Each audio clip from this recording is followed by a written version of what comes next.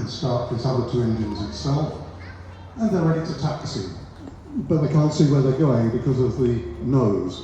So the first thing they do is lower the heat shield visor.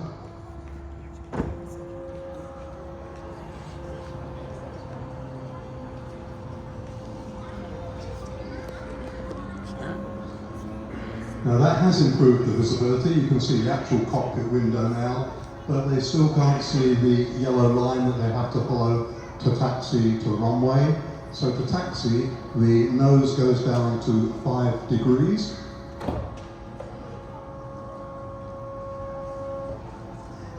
It will go a lot further down when we come into land in New York, but for now, that's sufficient to taxi out to the runway. Once they get to ready to go on the runway and they get air traffic permission to go on the runway, they're going to put on the lights so they're highly visible. You'll see the taxi lights come on the side of the cockpit, and you can possibly hear and you'll see the main landing lights coming out of the fuselage.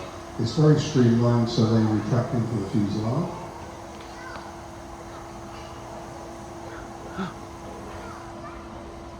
So like that, they're ready to go on to the runway. If you were in a Boeing or an Airbus, you would carefully calculate your throttle setting, depending on the weather, the weight, and so on. Concorde doesn't bother, all 4 throttles go to maximum. At 70 miles an hour, the afterburners or reheats kick in, injecting raw fuel into the exhaust. And if you're on board, you feel a kick in the back as that happens. And it accelerates away to over 250 miles an hour, passing Lewis Hamilton if he happened to be on the runway, and away she goes into the air. As we're then heading out, we make an awful lot of noise with the afterburners on. They switch off after about a minute, but we carry on accelerating and we keep just below the speed of sound so we don't annoy the people below us. But once we're out of that area, we're going to start getting the plane cleaned up. We're going to put the lights off, and we're going to get the nose up to the 0 degree position.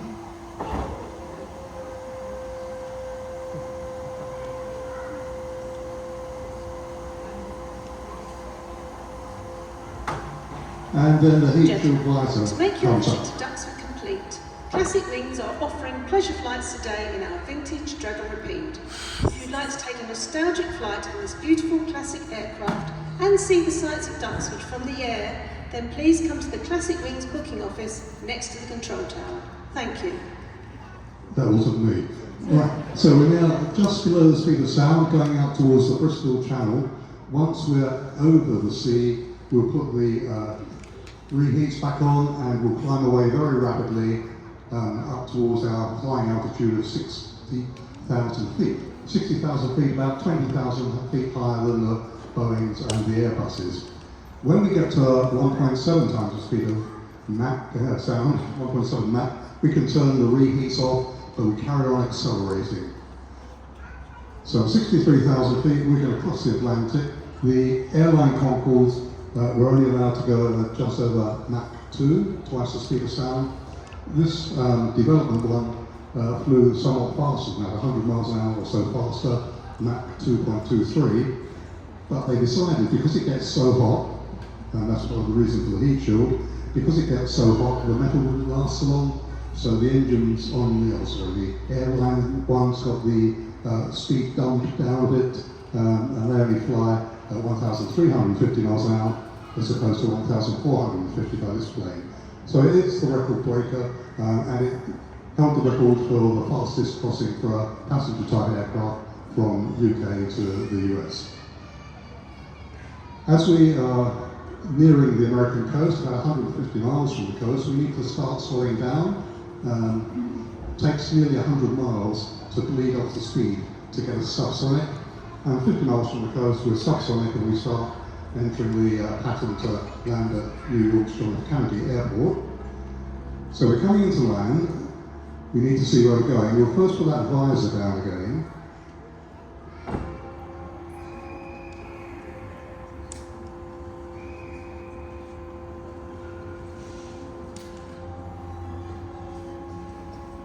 And then the nose will go down to 5 degrees.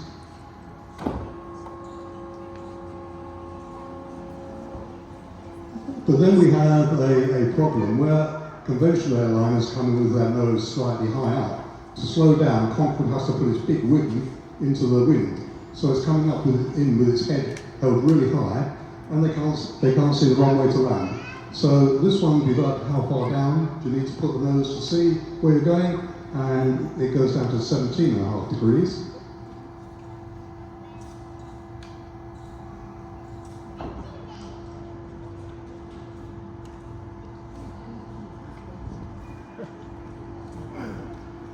So like that, the pilots can clearly see the way ahead. However, when Air France and British Airways pilots started training, they didn't like the fact that the nose was completely out of sight. So this one was used to develop the optimum position for the passenger carrying planes, and that was 12.5 degrees, which we'll just show you.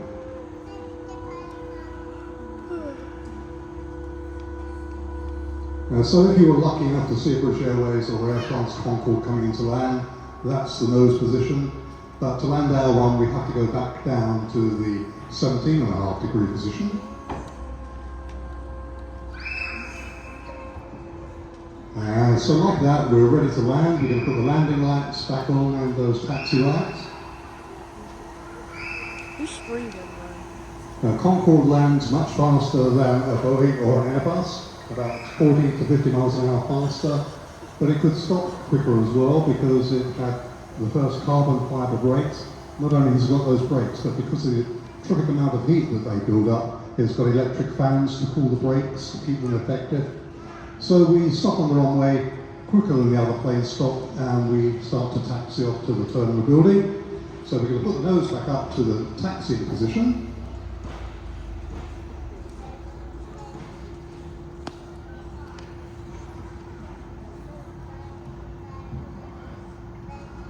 And so like that, we're going to taxi to the terminal building, onto the gate, and then once the air bridge is connected and our passengers are ready to get off, we want them to see her in her sleekest format, so the nose will go back up to 0 degrees.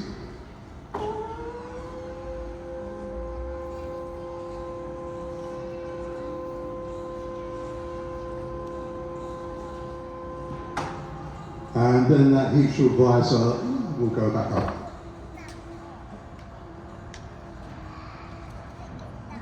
And that, folks, is a very quick demonstration of Concorde's nose route.